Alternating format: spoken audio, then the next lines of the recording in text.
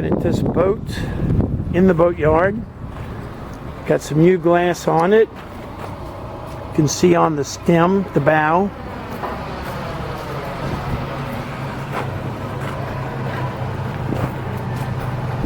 The bow thruster props have been pulled out so they can put anti-fouling paint on the inside.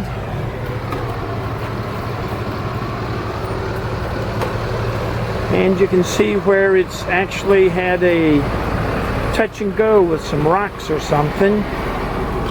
And looking at the active fin stabilizer, the actual paraveins, the fins have been removed and replaced. This is to convince crab traps from going down so they don't get stuck in the crack right there. So the boat's being repaired. It's been in the yard for 2 days and it's going back together pretty fast. If you've had any questions with grounding and repairs, look us up. Ask Captain Chris.